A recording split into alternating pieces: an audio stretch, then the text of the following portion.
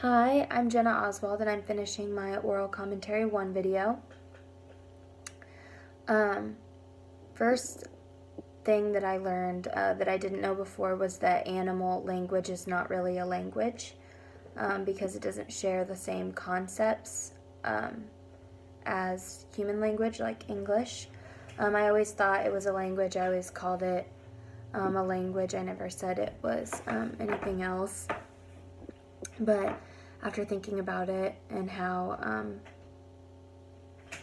the variations in the complexity of human language are so different than animals and the way that like birds communicate and everything, it makes a lot of sense. I learned that morphology has a lot to do with the process of how we learn to speak, like when we're babies and our words are formed. It's not just something that we know, it's a whole process of how we learn it and how we hear it for a long time with our parents and the way that we connect it in our brain to things that we see and visualize and everything. And our words are not just pre-programmed in our brain, but how to process them kind of is. And another thing I learned is interchangeability. That's another reason why animal language is not a language, because people can change languages and we can change things and learn things and understand it, but animals can't. They don't make up new language. They have the same calls and the same things forever, at least to our knowledge, or my knowledge at least. And another way that I remember that is kind of how we come up with new things all the time, and we have things like hand gestures to help us understand, and visuals, and like when you're driving and you can't hear the other person or what they're saying in their car, but you can see them whenever they, flip you off or something like that, and you know exactly what they're saying and what they mean by that, or changing things just so someone can understand it. Productivity goes kind of hand in hand with that. Like animals, they can't produce new sounds and produce new words. They just have the same signals, but we can, humans can, and we talked kind of a little bit about that in class with text language. And I always think of Twitter, how if my mom were to scroll through Twitter, she would read and think, I have no idea what these people are talking about, like what's a tweet, what's a DM, all that stuff. But people who are on Twitter every day, like me and a lot of people I know, we just get it. We read through and we think it's funny and we understand what they're saying, what we're all saying, but an outsider would have no idea, because it's just random stuff that's made up, that's not in the dictionary. And that's productivity. Arbitrariness is how the meaning of words connects to symbols and doesn't connect to symbols. And one thing that I actually really bothers me is, because I took French for 4 years in high school and I finally learned what a fleur-de-lis was. I had seen it on lunchboxes and Miss Me jeans and all this stuff, and I just thought it was like a design, until I realized that it was a French word that means flower of the lily. And now, I'm like, why is it used for everything? Why is it the symbol for my best friend's sorority? And they throw it up all the time, like, oh, are you throwing up flower of the lily? No, it doesn't mean Kappa Kappa Gamma. It doesn't mean that. It's just a symbol. It's what they use, and it annoys me. I don't know why it's meaningless, but that's how I remember that.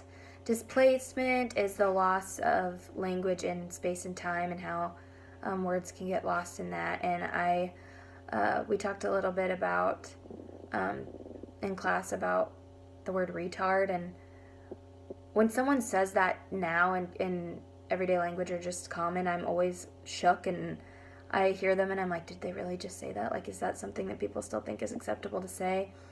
But how I remember it is the way that people don't say things like courting or courtship, or my little brother and I have talked before about when we talk and I say hang up the phone or dial this number. And I don't even know why I say that, because my parents said it, I guess. But he's never had to dial a number or hang up the phone. But it's still something that we do say to this day.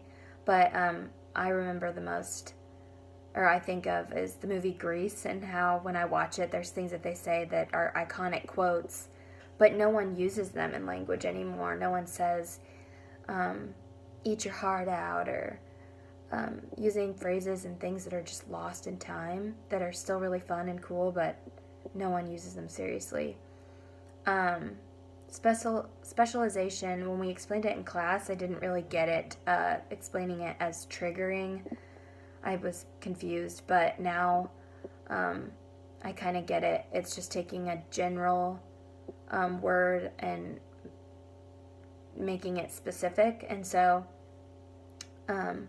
what gave me a better picture of that is thinking about in Shakespeare and in like the old books that I'd read for my English class, or my English classes over the years, like Beowulf and all the Shakespeare and all the novels, and how they'd say things like hound and refer to just like any kind of beast or animal, mostly dogs, but just any kind of dog. And now we don't say hound. We have like specific breeds that we use, and that's the first question you ask when someone says they're getting a dog. You ask, oh, what breed, or what's their name? But hound is more of like, oh, that's a hunting dog, or that's like a police dog. You know, you don't think of like, oh, just a dog, a normal dog.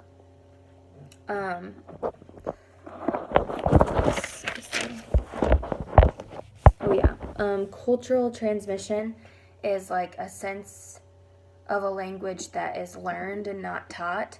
And so like we don't come out of the womb like knowing cultural context in the things that we say. It's something that you kind of have to pick up over time. Like even younger kids, they don't really learn it until, or at least me, I didn't learn it until I was older. Just like things that are okay to say and not okay to say, I guess. The thing that comes to my mind the most is, and we kind of talked about it in class, but in a different way, is when people say like white language and black language, and how like if somebody who's white says like, oh, that's so dope, or listens to a specific kind of music that people think is like black people music, they'll be like, oh, are you trying to be black? Like I hear that a lot and I see it a lot. And then like people always say like if a white person says the N-word, it's not okay, but when a black person says it to another black person, like it's okay. And it's just a lot to do with context and social cues and stuff to me. And then innateness, language being biological, is just like Chomsky saying there's no way that people just come out and then they learn everything. Like there has to be a certain thing in you that helps the process, like I talked about earlier, when you're a baby and you start forming words, because otherwise it would take kids a lot longer to learn, and their speed of acquisition is a lot quicker. There has to be something in you that helps, and it's not all just imitation, but it's a lot of that. It's not just pre-programmed, but there is some things that help the process of learning a language that are just biological and innate. And I think that's everything I missed. Yeah, okay. Still learning, but that's, to my understanding, what these are. So, thanks.